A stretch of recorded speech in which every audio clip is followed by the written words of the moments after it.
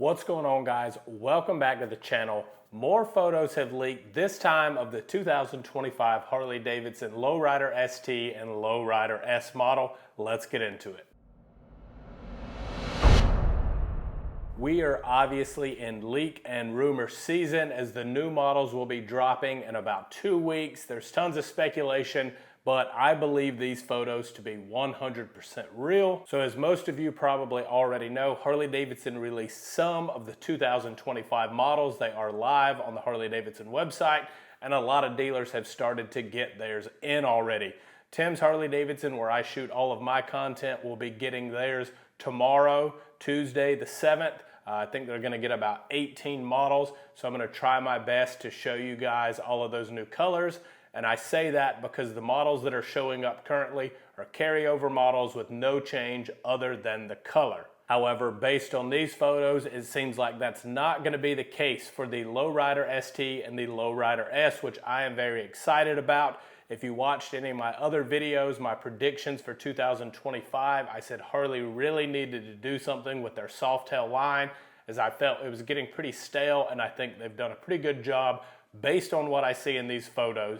So let's jump into them, see what we see. Okay, so pulling up this first photo of this Lowrider ST, I believe this photo to be authentic. It is very much a Harley Davidson looking photo shoot with the guy dressed head to toe in Harley Davidson apparel, and then their bridges and stuff that they love to go over. I think this is probably done somewhere around the factory in Milwaukee. So let's break this photo down and see what we can see. So the first thing that's popping out at me is this 2-in-1 exhaust. Now, as we all know, everybody changes their exhaust on the Harley Davidson, especially on models like this.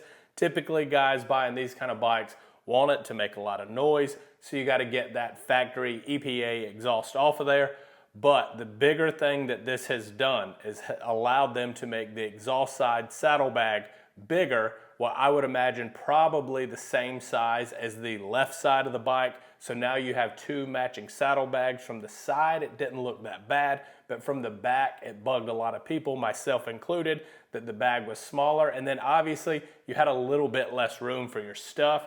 Now in this photo, that bag looks exceptionally big. I don't know if it's the angle or if they've increased the size even more instead of just matching the two saddlebags. Now, one thing you can't see in this photo, but has already been confirmed to the best of my knowledge, is the Lowrider ST and Lowrider S will have the high output 117. Now, I mentioned in another video that the Breakout was going to get the more powerful 117, and there's tons and tons and tons of comments. The Breakout already had the 117. So for all of these guys that are super smart and know everything, starting in 2024, the touring bikes with the 117 are a higher output 117 than we previously had. So what I meant when I said the Breakout would get the more powerful 117 was that it's getting the more powerful 117, which is what these high output bikes are going to be.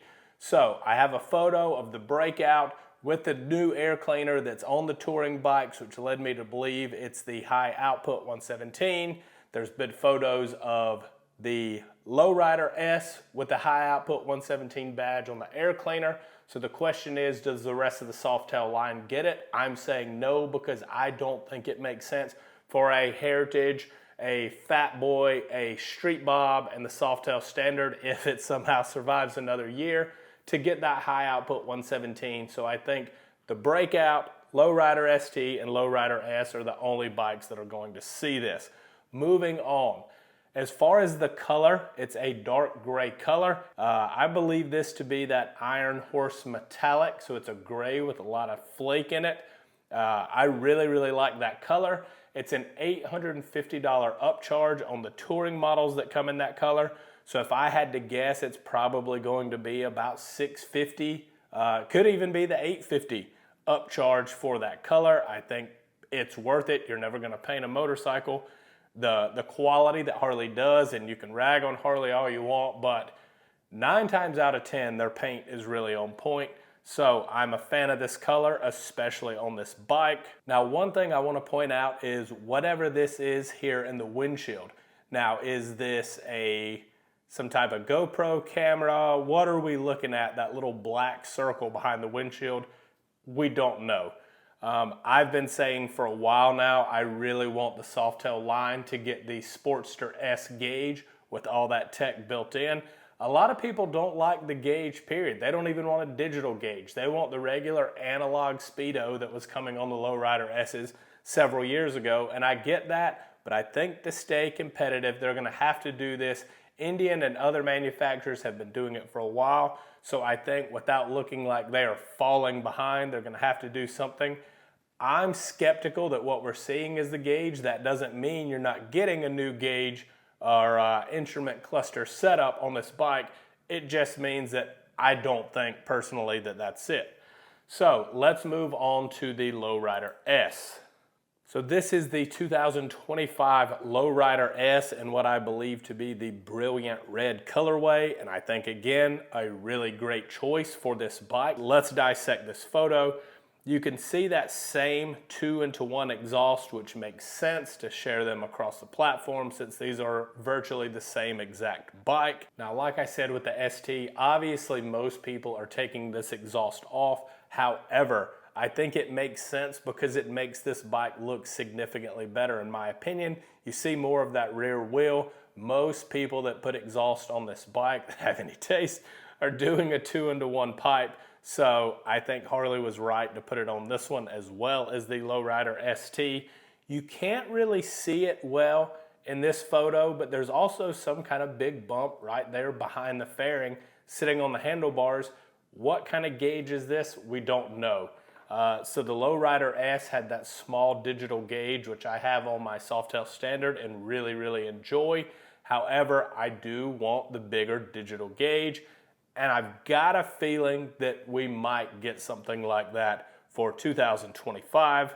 Now, this is not the highest resolution photo ever, and I tried to run it through an AI program to clean it up. It did clean it up, and it did change the photo just a little, but we still can't make out any details. But from what I'm seeing here, I feel like nothing really has changed on this bike other than the high output 117, 2-into-1 exhaust, and possibly the gauges. However, I don't personally think anything needed to change on this bike. It was really hard to pick this bike apart because it's so good in so many areas.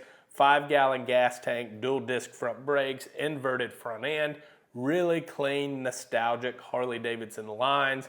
I don't know what there is to dislike about this bike. That's it on this video. Guys, please subscribe if you're not already. Like the video if you enjoyed it. I'll catch you guys in the next video, and be on the lookout for those 2025 in-person paint colors that I'll be putting out this week. Thanks for watching.